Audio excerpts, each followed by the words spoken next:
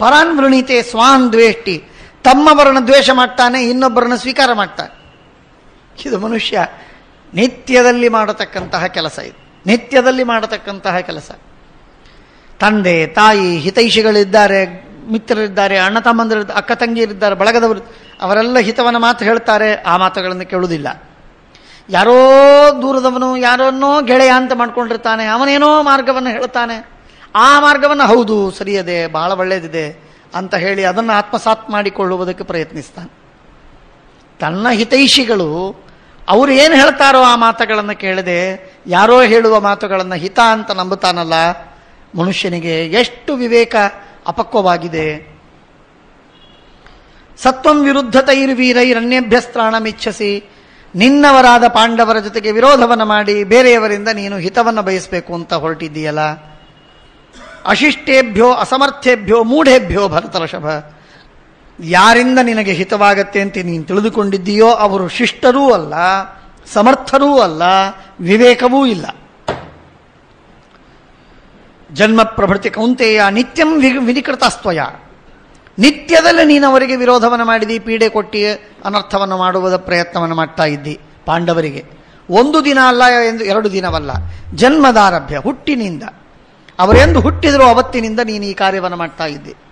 ಅಂದಮೇಲೆ ನೀನು ಅವರಿಗೆ ಏನು ಹಿತ ಮಾಡಿದಿ? ಕಾಮಾರ್ಥವು ಲಿಪ್ಸಮಾನಸ್ತು ಧರ್ಮಮೇವಾದಿತಶ್ಚರೇ, ಅರ್ಥಕಾಮಗಳು, ನನಗೆ ಭೋಗ ಸಿಗಲಿ ಅಂತ ಅಪೇಕ್ಷೆ ಪಡುವಂತಹ ವ್ಯಕ್ತಿ, ಹಣ ನನಗೆ ಸಿಗಲಿ ಅಂತ ಅಪೇಕ್ಷೆ ಪಡುವಂತಹ ವ್ಯಕ್ತಿ ಧರ್ಮವನ್ನು ಮಾಡಲಿ, ಹಣ ಮತ್ತು ಭೋಗ ಎರಡೂ ಅವನಿಗೆ ಲಭಿಸ್ತದೆ. ಧರ್ಮ ಬಿಟ್ಟವನಿಗೆ ಭೋಗವೂ ಇಲ್ಲ, ಧರ್ಮ ಬಿಟ್ಟವನಿಗೆ ಹಣವೂ ಇಲ್ಲ. ಹಣದಿಂದ ಹಣ ಬಂದೀತು, ಹಣದಿಂದ ಭೋಗ ಬಂದೀತು, ಅನ್ಯಾಯದಿಂದ ಹಣ ಬಂದೀತು, ಅನ್ಯಾಯದಿಂದ ಭೋಗ ಬಂದೀತು. ಧನ ಮತ್ತು ಭೋಗಗಳು ಇವು ಬೇರೆ ಬೇರೆ ಮಾರ್ಗದಿಂದ ಬಂದೀತು. ಆದರೆ ಅದು ಯಾವುದು ಹಿತವಾಗುವಂತಹ ಅರ್ಥಕಾಮಗಳಲ್ಲ. ಧರ್ಮದಿಂದ ಬಂದ ಅರ್ಥಕಾಮಗಳೇ ಹಿತವಾದ ಅರ್ಥಕಾಮಗಳು. ನಮಗೆ ಅನರ್ಥವನ್ನು ಮಾಡದಂತಹ, ಕೆಟ್ಟನ್ನು ಮಾಡದಂತಹ, ನಮಗೆ ಒಳ್ಳೆಯದು ಮಾಡುವಂತಹ ಹಣಕಾಮಗಳು. ಅನ್ಯಾಯವನ್ನು ಮಾಡಿ, ಮೋಸವನ್ನು ಮಾಡಿ, ಬೇರೆಯವರಿಗೆ ಪೀಡೆ ಕೊಟ್ಟು, ಏನೋ ತೊಂದರೆಯಿಂದ, ಲಂಚದಿಂದ ನಾವು ಹಣವನ್ನು ಸಂಪಾದನೆ ಮಾಡಬಹುದು, ಶ್ರೀಮಂತರಾಗಬಹುದು. ಆ ಶ್ರೀಮಂತಿಕೆಯ ಸುಪ್ಪತ್ತಿಗೆಯ ಮೇಲೆ ಸ್ವಲ್ಪ ದಿವಸ, ಸ್ವಲ್ಪ ಕಾಲ ನಾವು ಮೆರಿಬಹುದು, ಆನಂದವಾಗಿರಬಹುದು. ಆದರೆ ಅದು ನಮ್ಮ ಆರೋಗ್ಯವನ್ನು ಹಿಡಿದು, ಆಯುಷ್ಯವನ್ನು ಹಿಡಿದು ಹಾಳು ಮಾಡತಕ್ಕಂಥದ್ದು. ಇಷ್ಟೇ ಅಲ್ಲ, ನಾವು ಕದಾಚಿತ್ ಆ ಹಣವನ್ನು ದಕ್ಕಿಸ್ಕೋಬಹುದು, ಆದರೆ ಮಕ್ಕಳಿಗೆ ಮೊಮ್ಮಕ್ಕಳಿಗೆ ಮಾತ್ರ ಅದು ಎಂದೆಂದಿಗೂ ಹಿತ ಮಾಡುವುದಿಲ್ಲ. ಮಕ್ಕಳಿಗೆ ಮೊಮ್ಮಕ್ಕಳಿಗೆ ಹಿತವಾಗಬೇಕಾದರೆ ಅನ್ಯಾಯ ಮಾಡದೆ ಬಂದ ಹಣವೇ ಹಿತವಾದ ಹಣ. ಇನ್ನೊಬ್ಬರಿಗೆ ನೋವು ಮಾಡಿಯೋ ಅಥವಾ ಮೋಸದಿಂದಲೋ, ಪಾಪದಿಂದಲೋ, ಅಧರ್ಮದಿಂದಲೋ ನಾವು ಗಳಿಸಿದ ಹಣ ಅದೆಂದೆಂದಿಗೂ ನಮಗೆ ಹಿತ ಮಾಡುವುದಲ್ಲ. ಕೆಲವರಿಗಂತೂ ಹಣ ಗಳಿಸ್ತಾ ಇರುವಾಗಲೇ ಒಂದು ಕಡೆಗೆ ಸೋರಿ ಹೋಗ್ತಾ ಇರ್ತದೆ. ರೋಗವೋ, ರುಜನೆಯೋ, ಕಳುವೋ, ರಾಜನಿಗೋ ಅನರ್ಥವಾಗಿ ಹೋಗಿಬಿಡ್ತದೆ. ಧರ್ಮ ಕಾಮಾರ್ಥವು ಲಿಪ್ಸಮಾನಸ್ತು ಧರ್ಮಮೇವಾದಿತಶ್ಚರೇ. ಹಣ ಬೇಕಾ, ಭೋಗ ಬೇಕಾ, ನೀನು ಧರ್ಮ ಮಾಡು, ನಿನಗೆ ಹಣ ಭೋಗಗಳು ಸಿಗತ್ತೆ. ನಹಿ ಧರ್ಮಾದಪೈತ್ಯರ್ಥ ಕಾಮೋವಾಪಿ ಕದಾಚನ. ಕೆಲವರು ತಿಳಿದಿದ್ದಾರೆ ಧರ್ಮ ಮಾಡಿದರೆ ಹಣ ಸಿಗುವುದಿಲ್ಲ, ಕಾಮ ಭೋಗ ಸಿಗುವುದಿಲ್ಲ ಅಂತ. ತಪ್ಪದು. ಎಂದೆಂದಿಗೂ ಕೂಡ ಧರ್ಮವನ್ನು ಮಾಡುವವ ಮನುಷ್ಯನಿಗೆ ಬೇಕಾದಷ್ಟು ಸಮೃದ್ಧವಾಗಿ ಹಣ ಹಾಗೂ ಸಮೃದ್ಧವಾದ ಭೋಗ ಸಿಗಲೇಬೇಕವನಿಗೆ. ಅವನೇ ಸ್ವಂತವಾಗಿ ವೈರಾಗ್ಯದಿಂದ ಬಿಡಬೇಕು. ಬಿಟ್ಟಾಗ ಅವನಿಗೆ ಆ ಹಣ ಮತ್ತು ಕಾಮಗಳು ಎರಡೂ ದೂರವಾದೀತು. ಇಲ್ಲದೇ ಇದ್ದರೆ ತಾನು ಬರಗೈಯಲ್ಲಿ, ಖಾಲಿ ಕೈಯಲ್ಲಿ ಉಳಿತೇನೆ ಅನ್ನುವ ಭಾವನೆಯನ್ನು ಸರ್ವತಾ ಮಾಡುವ ಅಗತ್ಯವಿಲ್ಲ. ಯಾರೇ ಧರ್ಮ ಮಾಡಲಿ ಅವರಿಗೆ ಒಳ್ಳೆ ಸಂಪತ್ತು, ಒಳ್ಳೆ ಭೋಗ ಸಿಗಲೇಬೇಕು. ಸಿಕ್ಕೇ ಸಿಗತ್ತೆ. ಪ್ರಬಲವಾದ ಪ್ರಾರಬ್ಧವಿರುತ್ತೆ. ಹಾಗಾಗಿ ಅಡ್ಡಿಯಾಗಿ ಇದ್ದದ್ದಕ್ಕಾಗಿ ಮನುಷ್ಯ ದಾರಿದ್ರ್ಯದಲ್ಲಿ ತೊಳಲ್ತಾನೆ. ಆದರೆ ಧರ್ಮ ಮಾಡಿದ್ದಕ್ಕಾಗಿ ಅವನು ತೊಳಲಿದ, ಬಳಲಿದ, ದುಃಖಪಟ್ಟ ಅನ್ನುವ ಮಾತು ಸುಳ್ಳು. ಯಸ್ಸಮ್ಯಕ್ ವರ್ತಮಾನೇಶು ಮಿಥ್ಯಾರಾಜನ್ ಪ್ರವರ್ತತೆ ನತಸ್ಯ ಹಿ ಮತಿಂ ಚಿಂದ್ಯಾತ್ ಯಸ್ಯ ನೇಚ್ಛೇತ್ ಪರಾಭವಂ. ಯಸ್ ಸಮ್ಯಕ್ ವರ್ತಮಾನೇಶು ಮಿಥ್ಯಾ ರಾಜನ್ ಪ್ರವರ್ತತೆ. ಒಳ್ಳೆ ಮನುಷ್ಯ, ತನ್ನ ಪಾಡಿಗೆ ತಾನಿದ್ದಾನೆ, ಧರ್ಮದಿಂದ ಇದ್ದಾನೆ, ನ್ಯಾಯದಿಂದ ಇದ್ದಾನೆ. ಆ ಮನುಷ್ಯನಿಗೆ ಯಾರೂ ಅನ್ಯಾಯವನ್ನು ಮಾಡಲಿಕ್ಕೆ ಹೋಗಬಾರದು. ಯಾರು ಅನ್ಯಾಯ ಮಾಡ್ತಾರೋ ಅವನ ರಾಜನೇ ಇರಲಿ ಅಥವಾ ಇನ್ಯಾವ ಸಾಮಾನ್ಯ ವ್ಯಕ್ತಿಯೇ ಇರಲಿ, ಎಂಥ ಶ್ರೀಮಂತನೇ ಆಗಿರಬಹುದು, ಬಡವನೇ ಆಗಿರಬಹುದು, ಅವನು ದುಃಖಿ ಆಗ್ತಾನೆ. ಧರ್ಮದಿಂದ ಇದ್ದವನಿಗೆ ಪೀಡೆ ಕೊಟ್ಟ ಮನುಷ್ಯ ಅವಶ್ಯವಾಗಿ ದುಃಖಿ ಆಗ್ತಾನೆ. ಆದ್ದರಿಂದ ಅವರಿಗೆ ನಾವು ಎಂದೆಂದಿಗೂ ನಮ್ಮವರಲ್ಲ ಅಂತನ್ನುವುದಕ್ಕಾಗಿ ಅವರನ್ನು ನಾವು ದ್ವೇಷಿಸುವುದು, ದೂಷಿಸುವುದು ಎರಡೂ ತಪ್ಪು. ಅವಿಚ್ಛಿನ್ನ ಮತೇರಸ್ಯ ಕಲ್ಯಾಣೇ ಧೀಯತೆ ಮತಿ ಆತ್ಮವಾನ್ ಅವಮನ್ಯೇತ ತ್ರಿಷು ಲೋಕೇಶು ಭಾರತ ಅಪ್ಯನ್ಯಂ ಪ್ರಾಕೃತಂ ಕಂಚಿತ ಕಿಮು ತಾನ್ ಪಾಂಡವರ್ಷಭಾನ್. ನೋಡಯ್ಯ, ಆತ್ಮವಾನ್ ಅವಮನ್ಯೇತ, ಯಾರನ್ನೂ ಅವಮಾನ ಮಾಡಲಿಕ್ಕೆ ಹೋಗಬೇಡ. ಅವಮಾನ ಮಾಡುವುದು ಹಿತಕಾರಿಯಲ್ಲ. ಅವಮಾನ ಬಹಳ ದೀರ್ಘವಾದ ಕಾಲದವರೆಗೆ ಮನಸ್ಸಿನಲ್ಲಿ ಒದ್ದಾಡಿಸ್ತದೆ, ಪೀಡಿಸ್ತದೆ ಆ ವ್ಯಕ್ತಿಗೆ. ಅವಮಾನ ಮಾಡಿದ ನಿನಗೆ ಅವನು ಕೊಟ್ಟ ಶಾಪ ನಿನಗೆ ತಟ್ಟುತ್ತದೆ. ಅವಮಾನ ಮಾಡಲಿಕ್ಕೆ ಹೋಗಬೇಡ, ಹೀಯಾಳಿಸಬೇಡ, ತಿರಸ್ಕಾರ ಮಾಡಬೇಡ. ಅಪ್ಯನ್ಯಂ ಪ್ರಾಕೃತಂ ಕಂಚಿತ, ಅತ್ಯಂತ ಸಾಮಾನ್ಯ ವ್ಯಕ್ತಿಯನ್ನು ತಿರಸ್ಕಾರ ಮಾಡಬಾರದು. ಹೀಗಿರುವಾಗ ಕಿಮುತಾನ್ ಪಾಂಡವರ್ಷಭಾನ್, ಮಹಾಮಹಾತ್ಮರಾಗಿರುವಂತಹ ಪಾಂಡವರನ್ನು ನೀನು ತಿರಸ್ಕಾರ ಮಾಡ್ತಾ ಇದ್ದಿ, ಅವಹೇಳನ ಮಾಡ್ತಾ ಇದ್ದಿ. ನಿನಗೆ ಹೇಗೋ ಹಿತವಾಗಬೇಕು, ಹಿತವಾಗಲಿಕ್ಕೆ ಸಾಧ್ಯವಿಲ್ಲ. ಸಿಟ್ಟಿನಲ್ಲಿದ್ದು ನಿರಂತರವಾಗಿ ಅವರ ವಿರುದ್ಧವಾಗಿ ಮಾಡ್ತಾ ಇದ್ದಿ. ಆದ್ದರಿಂದ ನಹಿಮೇ ಸರ್ವರಾಜಾನ ಪರ್ಯಾಪ್ತ ಸಹಿತಸ್ತ್ವಯ, ನೀನು ಸೇರಿದಂತೆ ಈ ಎಲ್ಲ ರಾಜರೇನಿದಾರಲ್ಲ, ಈ ಯಾವ ರಾಜರೂ ಕೂಡ ಪಾಂಡವರನ್ನು ಸೋಲಿಸುವುದಕ್ಕೆ ಸಮರ್ಥರಾಗುವುದಿಲ್ಲ. ಕೋಪಗೊಂಡಂತಹ ಭೀಮಸೇನನನ್ನು ನೋಡುವುದಕ್ಕಾಗುವುದಿಲ್ಲ ಯುದ್ಧದಲ್ಲಿ. ಇವರೆಲ್ಲರೂ ದುರ್ಬಲರು. ಪರಮಾತ್ಮನ ಅರ್ಜುನನನ್ನು ಸೋಲಿಸುವುದಕ್ಕೆ, ಧನಂಜಯನನ್ನು ಎದುರಿಸುವುದಕ್ಕೆ. ಕಿಂತೆ ಜನಕ್ಷಯೇಣೇಹ ಕೃತೇನ ಭರತರ್ಷಭ, ಲಕ್ಷ ಲಕ್ಷ ಜನ ಸಾಯ್ತಾ ಇದ್ದಾರೆ. ನಿನ್ನ ಒಬ್ಬ ವ್ಯಕ್ತಿಯ ನಿರ್ಧಾರಕ್ಕಾಗಿ, ಒಬ್ಬ ವ್ಯಕ್ತಿಯ ನಿರ್ಣಯಕ್ಕಾಗಿ ಆಗುವ ಅನರ್ಥ ಏನು ತಿಳ್ಕೋ.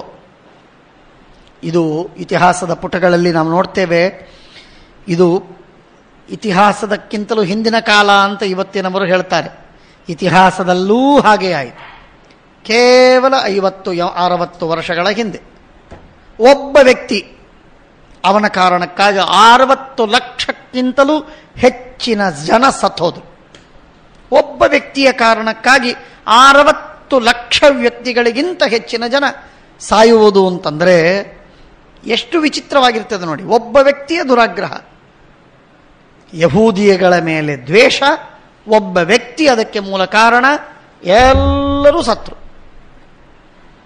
ಹೀಗೆ ನಾನಾ ವಿಧವಾದಂತಹ ಅವರವರ ಇಸಮ್ಗಳು, ಅವರವರ ಐಡಿಯಾಲಜಿಗಳು, ಅವರವರ ತಪ್ಪು ತಿಳುವಳಿಕೆ, ತಪ್ಪು ಗ್ರಹಿಕೆ, ಅವುಗಳಿಂದಾಗಿ ಅನರ್ಥ ನಿರಂತರವಾಗಿ ನಡೀತಿರ್ತದೆ.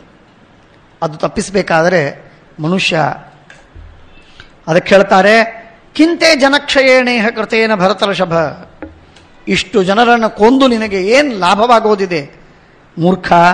ಯಸ್ಮಿನ್ ಜಿತೆ ಜಿತಂ ತೇ ಸ್ಯಾತ್ ಪುಮಾನೇಕ ಸದೃಶ್ಯತ ಯಸ್ಸದೇವಾನ್ ಸಗಂಧರ್ವಾನ್ ಸಯಕ್ಷಾನ್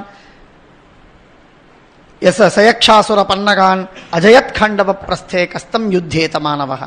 ಒಬ್ಬ ಅರ್ಜುನ, ಆ ಒಬ್ಬ ಅರ್ಜುನನ ಎದುರಿಸಲಿಕ್ಕಾಗಲಿಲ್ಲ. ಎಲ್ಲ ದೇವತೆಗಳಿಗೆ, ಗಂಧರ್ವರಿಗೆ, ರಾಜರಿಗೆ ಅಂಥದ್ದನ್ನು ನಾವು ಕೇಳ್ತೇವೆ. ಮದ್ವಿತೀಯಂ ಪುನಃ ಪಾರ್ಥಂ ಪ್ರಾರ್ಥಯಿತು ಮರ್ಹತಿ. ಇದು ಕೇವಲ ಒಬ್ಬಂಟಿಗನಾದ ಅರ್ಜುನನನ್ನೇ ಎದುರಿಸಲಿಕ್ಕೆ ಸಾಧ್ಯವಾಗಲಿಲ್ಲ. ವಿರಾಟರಾಜನ ಪಟ್ಟಣದಲ್ಲಿ ಬಂದಾಗ ಒಬ್ಬ ಅರ್ಜುನ ಇದ್ದ, ನಾನಿರಲಿಲ್ಲ ಆಗ. ಇನ್ನು ನಾನಿದ್ದಾಗ, ನಾನು ಅಂತ ಕೃಷ್ಣ ಹೇಳ್ತಾನೆ, ನಾನಿದ್ದಾಗ ಆ ಅರ್ಜುನನನ್ನು ಎದುರಿಸುವುದು ಯಾರಿಗೆ ಸಾಧ್ಯ, ಯಾರಿಗಾಗತ್ತೆ? ಆದ್ದರಿಂದ ಕುಲಗ್ನ ಇತಿ ನೋಚೇಥಾಹ, ನಿನ್ನನ್ನು ಮುಂದಿನ ಜನ ಇತಿಹಾಸದಲ್ಲಿ ಯಾವ ವ್ಯಕ್ತಿ ಸೇರಿಕೊಂಡು ಹೋಗಿಬಿಡ್ತಾನಲ್ಲ, ಅವನು ಬದುಕಿದ್ದಾಗ ಕದಾಚಿತ್ ಅವನನ್ನು ಯಾರು ನಿಂದೆ ಮಾಡದೇ ಇರಬಹುದು ಅವನ ಭಯದಿಂದ. ಆದರೆ ಅವನು ಇತಿಹಾಸದಲ್ಲಿ ಮುಳುಗಿ ಹೋದ ಮೇಲೆ, ಕಾಲಗರ್ಭದಲ್ಲಿ ಅವನು ಸಿಕ್ಕು ಹೋದ ಮೇಲೆ ಮುಂದಿನ ಜನ ಅವನನ್ನು ಸರಿತಪ್ಪುಗಳನ್ನು ನಿರ್ಣಯ ಮಾಡ್ತಾರೆ. ಆಗ ಅವನಿಗೇನು ಹೆಸರು ಬರುತ್ತೋ ಅದು ನಿಜವಾದ ಹೆಸರು. ಸಮಕಾಲಿಕರು ಅವನಿಗೆ ಒಳ್ಳೆಯ ಹೆಸರನ್ನು ಕೊಡಬಹುದು ಭಯದಿಂದ, ಆದರೆ ಮುಂದಿನವರು ಮಾತ್ರ, ಆಯತಿಯಲ್ಲಿದ್ದವರು, ಒಳ್ಳೆಯ ಹೆಸರನ್ನು ಕೊಡುವ ಅಗತ್ಯವಿಲ್ಲ ಅವರಿಗೆ ಕೆಟ್ಟ ಹೆಸರು ಕೊಟ್ಟಾಗ ಅವನು ಕೆಟ್ಟವ. ಜನ ಎಲ್ಲ ನಿನ್ನನ್ನು ಕುಲಘ್ನ, ಕೌರವ ಕುಲವನ್ನು ಸಂಹಾರ ಮಾಡಿದ, ಇಡೀ ವಂಶವನ್ನೇ ನಾಶ ಮಾಡಿದ ಮೂರ್ಖ, ಅವಿವೇಕಿ ಅಂತ ನಿನ್ನನ್ನು ಕರೀತಾರೆ. ನಷ್ಟಕೀರ್ತಿರ್ನರಾಧಿಪ. ಯುದ್ಧವಾಡದೆ ಬಿಡು, ನನಗೆ ರಾಜ್ಯ ಸಿಗುವುದಿಲ್ಲ ಅಂತ ತಿಳ್ಕೊಬೇಡ. ತ್ವಾಮೇವ ಸ್ಥಾಪಯಿಷ್ಯಂತಿ ಯುವರಾಜ್ಯೇ ಮಹಾರಥ. ನಾನು ಹೇಳ್ತೇನೆ ಪಾಂಡವರಿಗೆ, ರಾಜ್ಯದಲ್ಲಿ ನಿನ್ನನ್ನು ಕೂಡಿಸ್ತಾರೆ. ನೀನೇ ಯುವರಾಜ, ಧೃತರಾಷ್ಟ್ರನೇ ಮಹಾರಾಜ. ಅವರೆಲ್ಲರೂ ಸೇನಾಪತಿಗಳಾಗಿ, ಸರ್ದಾರರಾಗಿ, ಅಧಿಕಾರಿಗಳಾಗಿ ಕೆಲಸ ಮಾಡ್ತಾರೆ. ನಿನಗೆ ರಾಜ್ಯ ಸಿಗತ್ತೆ, ನಿಮ್ಮ ತಂದೆಗೆ ರಾಜ್ಯ ಸಿಗತ್ತೆ. ಅದರಿಂದ ನೀವಿಬ್ಬರೂ ವಂಚಿತರಾಗುವುದಿಲ್ಲ. ಈ ಸೌಖ್ಯವನ್ನು ಅನುಭವಿಸ್ತಿ. ಇದಕ್ಕೆ ನಾನು ಮಧ್ಯಸ್ಥನಾಗ್ತೇನೆ, ಇದರಲ್ಲಿ ವಿವಾದ ಬೇಡ. ಅರ್ಧಂ ಪ್ರದಾಯ ಪಾರ್ಥೇಭ್ಯೋ ಮಹತೀಂ ಶ್ರಿಯಮಾಪ್ನುಹಿ. ಅರ್ಧ ರಾಜ್ಯ ಕೊಡು, ಬೇಕಾದಷ್ಟು ಐಶ್ವರ್ಯ ಬಂತು, ಬೇಕಾದಷ್ಟು ಐಶ್ವರ್ಯ ಬಂತು. ಪಾಂಡವರನ್ನು ನೀನು ಉಪಯೋಗ ಮಾಡಿಕೋ, ವಿರೋಧ ಮಾಡ್ಕೊಳ್ಳಿಕ್ಕೆ ಹೋಗಬೇಡ. ಪಾಂಡವರನ್ನು ಉಪಯೋಗ ಮಾಡಿಕೋ. ಬ್ರಾಹ್ಮಣರನ್ನು ಉಪಯೋಗ ಮಾಡಿಕೊಂಡು ಅನೇಕ ಪಕ್ಷದವರು ಗೆದ್ದು ಬಂದರು. ಬ್ರಾಹ್ಮಣರಿಗೆ ಬುದ್ಧಿ ಇದೆ, ಒಳ್ಳೆ ಬುದ್ಧಿ ಇದೆ. ಅವರನ್ನು ಉಪಯೋಗಿಸ್ಕೊಂಡು ಬಿಟ್ಟರೆ ಭಾಳ ಚೆನ್ನಾಗಾಗುತ್ತೆ. ಹಿಂದಿನ ಅನೇಕ ಮುಸಲ್ಮಾನ ರಾಜರ ಕಥೆಗಳನ್ನು ಕೇಳ್ತೇವೆ. ಅವರಲ್ಲಿ ಮಂತ್ರಿಗಳಾಗಬೇಕು ಅಂದರೆ ರಾಜರೇ, ಬ್ರಾಹ್ಮಣರೇ. ಕಾರಣವೇನು ಅಂದರೆ ಅವರಿಗಿದ್ದಷ್ಟು ಬುದ್ಧಿ ಇನ್ಯಾರಿಗಿರುವುದಿಲ್ಲ ಅಂತ ಗೊತ್ತಿತ್ತವರಿಗೆ.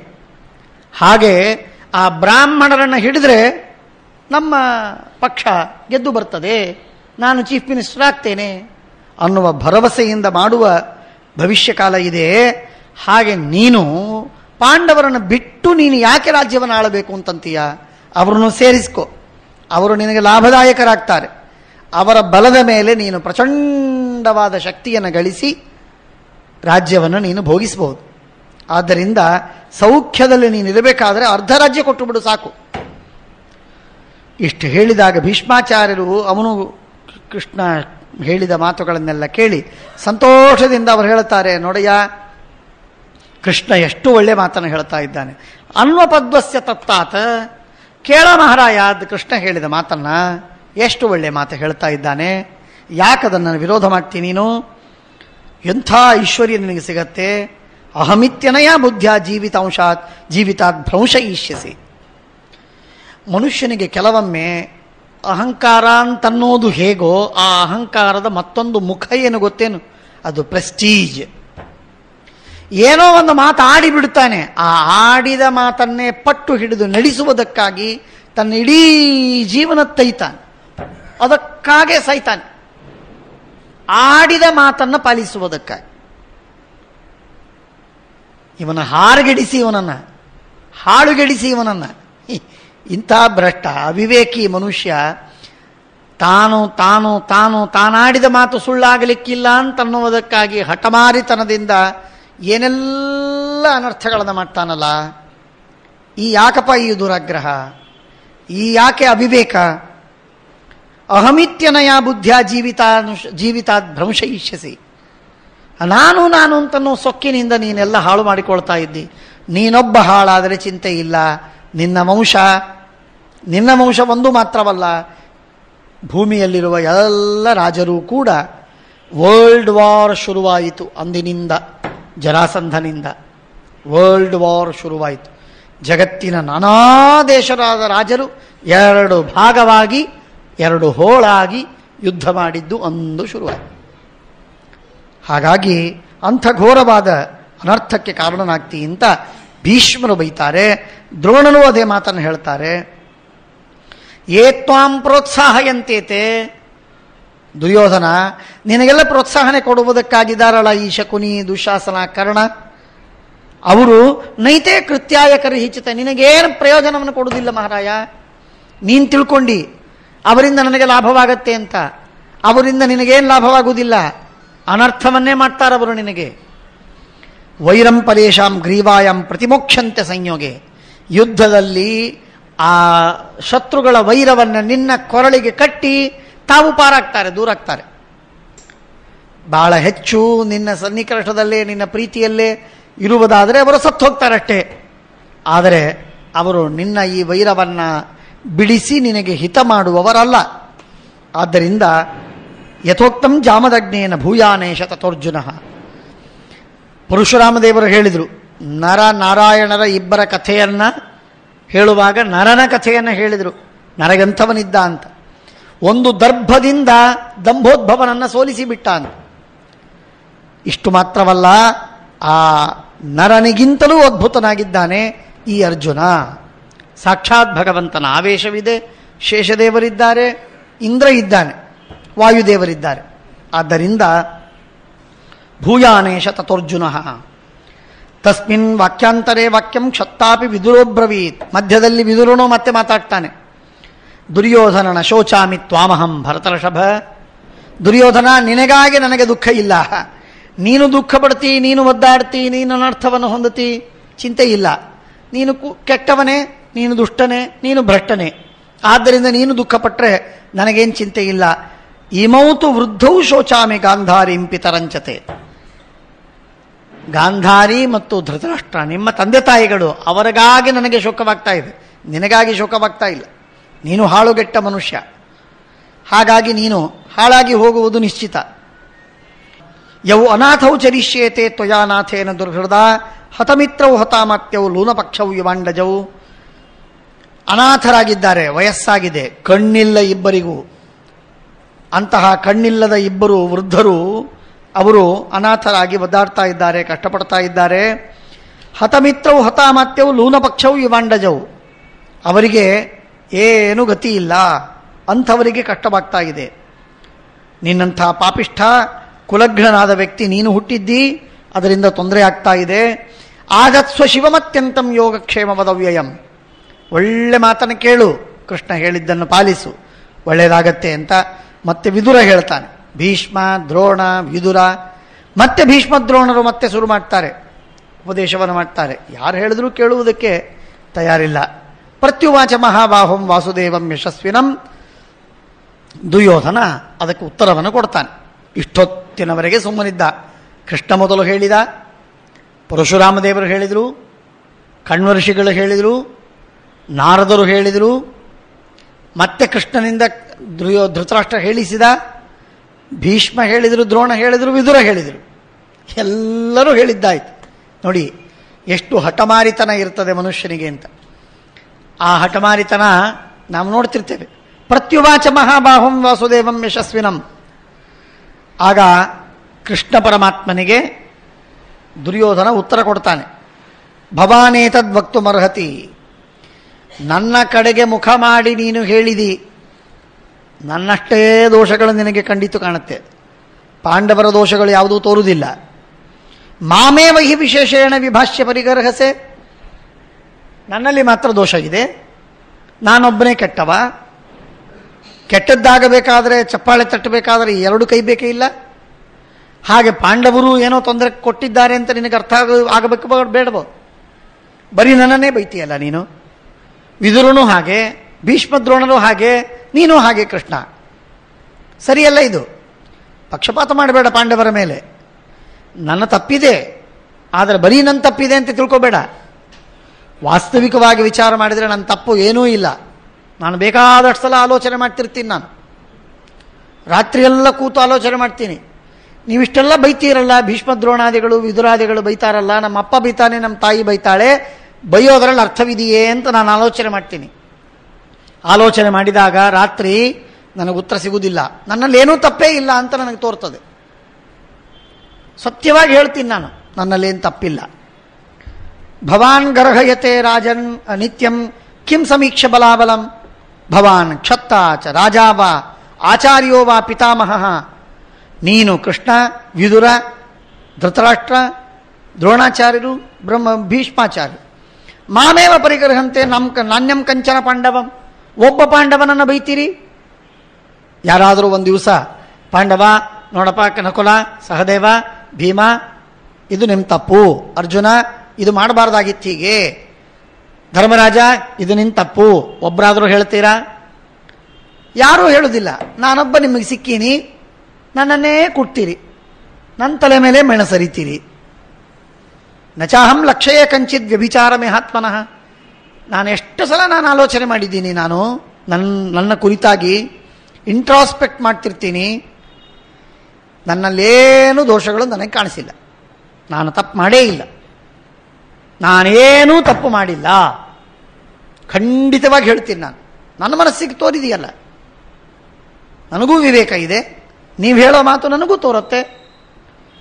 ನೀವು ಸರಿಯಾಗಿ ಹೇಳಿದ್ರೆ ನನ್ನಲ್ಲಿ ದೋಷಗಳು ನನಗೆ ತೋರಬೇಕಾಗಿತ್ತು, ಒಂದೂ ತೋರ್ತಾ ಇಲ್ಲ. ಆದ್ದರಿಂದ ನನ್ನಲ್ಲಿ ಏನು ದೋಷ ಇಲ್ಲ. ಈ ದುರ್ಯೋಧನನ ಸ್ವಭಾವವೇನಿದೆ ಇದು ಪ್ರಾಯ ಅನೇಕರಲ್ಲಿರ್ತದೆ. ಭಾಳ ಜನ ಹೇಳ್ಕೊತಾರೆ. ಹುಟ್ಟಿದಾರಭ್ಯ ನಾನೇನು ನನ್ನ ತಿಳುವಳಿಕೆ ಬಂದಾಗಿನಿಂದ ಏನೂ ತಪ್ಪು ಮಾಡಿಲ್ಲ. ಇನ್ನು ತಿಳುವಳಿಕೆ ಬರದೇ ಇದ್ದಾಗ ನಾನೇನು ಮಾಡಿದ್ದೀನೋ ಮಾಡೀನಿ, ಆದರೆ ತಿಳುವಳಿಕೆ ಬಂದಾಗಿನಿಂದ ಏನೂ ತಪ್ಪು ಮಾಡಿಲ್ಲ, ನಾನು ಅಪರಾಧವೇ ಮಾಡಿಲ್ಲ. ಏನು ರುಜುಗಣಸ್ಥರ, ಲಾತವ್ಯರ ಅಥವಾ ಅವರೇನು ಪರಶುಕ್ಲತ್ರಯರಲ್ಲಿ ಸೇರಿದವರ ಹೇಳ್ತಾರೆ, ಗಟ್ಟಿಯಾಗಿ ಧೈರ್ಯವಾಗಿ ಹೇಳ್ತಾರೆ, ನಾನೇನು ತಪ್ಪೇ ಮಾಡಿಲ್ಲ, ನಾನು ಚಿಕ್ಕಂದಿನಲ್ಲಿ ಮಾಡಿರ್ಬೋದು, ಅದೆಲ್ಲ ಅಲ್ಲ, ನಾನು ತಿಳುವಳಿಕೆ ಬಂದಾಗಿನಿಂದ ಒಂದು ತಪ್ಪು ಮಾಡಿಲ್ಲ. ಪ್ರಾಯಶಃ ದುರ್ಯೋಧನನ ವಂಶದವರೇ. ನಚಾಹಂ ಲಕ್ಷ್ಯೇ ಕಂಚಿತ್ ವ್ಯಭಿಚಾರ ಮಿಹಾತ್ಮನಃ, ಯಾವ ತಪ್ಪು ನನ್ನಲ್ಲಿಲ್ಲ. ಅಥ ಸರ್ವೇ ಭವಂತೋ ಮಂ ವಿದ್ವಿಷಂತಿ ಸರಾಜಕಾಹ, ನೀವೆಲ್ಲರೂ ನನ್ನನ್ನು ದ್ವೇಷ ಮಾಡ್ತೀರಿ, ನನ್ನನ್ನು ಬೈತೀರಿ. ನಚಾಹಂ ಕಂಚಿದತ್ಯರ್ಥಂ ಅಪರಾಧಮರಿಂದಮ, ಏನು ಅಪರಾಧವಾಗಿದೆ ನಂದು ಹೇಳಿ, ಒಂದೇ ದೋಷವನ್ನು ತೋರಿಸಿ, ನಂದೇನು ತಪ್ಪಿಲ್ಲೇ ಇಲ್ಲ. ವಿಚಿಂತಯನ್ ಪ್ರಪಶ್ಯಾಮಿ, ಆಲೋಚನೆ ಮಾಡ್ತೀನಿ, ಮಾಡಿದರೂ ಸುಸೂಕ್ಷ್ಮಪಿ, ದೊಡ್ಡ ದೋಷ ಅಂತೂ ಇಲ್ಲೇ ಇಲ್ಲ, ಸಣ್ಣ ದೋಷ ಆದರೂ ಇರಬೇಕಲ್ಲ ನನ್ನಲ್ಲಿ, ಸಣ್ಣ ದೋಷವೂ ಇಲ್ಲ. ಸುಸೂಕ್ಷ್ಮಮಪಿ ಭಾರತ ಕೇಶವ ಪ್ರಿಯಾಭ್ಯುಪಗತೆ ದ್ಯೂತೆ. ನೋಡಿ, ಜೂಜಾಟ, ಮತ್ತೆ ತಿರುಗಿ ಮುರುಗಿ ಹೇಳೋದೇನು ಜೂಜಾಟ. ಏನು ಜೂಜಾಟ ಅಂದ್ರೆ ಏನು? ಪ್ರೀತಿಯಿಂದ ನಾವು ಕರೆದಿವಿ, ಅವರು ಬಂದರು, ಅವರೇ ಜೂಜಾಟಕ್ಕಿಟ್ಟದ್ದು ಪಣಗಳನ್ನು, ಧರ್ಮರಾಜ ಇಟ್ಟು ಸೋತದ್ದು, ನಾವೇನು ಮಾಡಲಿಕ್ಕಾಗತ್ತೆ? ನಮ್ಮ ಕೈಯಲ್ಲಿಲ್ಲ, ಅವನು ಯಾಕೆ ಇಡಬೇಕು? ಜೂಜಾಟಕ್ಕೆ ತನ್ನ ತಮ್ಮಂದ್ರನ್ನ, ಹೆಂಡತಿಯನ್ನ, ತನ್ನನ್ನು ಜೂಜಾಟಕ್ಕೆ ಇಡೋದ ನ್ಯಾಯವ? ಇಡಬಾರ್ದಾಗಿತ್ತು. ಜೂಜಾಟಕ್ಕೆ ಬರೋದಿಲ್ಲ ಅಂತ ಹೇಳ್ಬೋದಾಗಿತ್ತು, ಯಾವ ಪಣವನ್ನೂ ಇಡಬಾರ್ದಾಗಿತ್ತು. ಹಾಗಿಟ್ಟಿದ್ದಿಲ್ಲ ಅಂತಂದ್ರೆ ಏನಾಗ್ತಿತ್ತು? ಅವನಿಗೆ ತೊಂದರೆ, ಏನು ಅರ್ಥವಾಗ್ತಿತ್ತು? ಅವನೇ ಇಟ್ಟ, ಅವನೇ ಅನುಭವಿಸಿದ, ನಾವೇನು ಮಾಡಲಿಕ್ಕಾಗತ್ತೆ?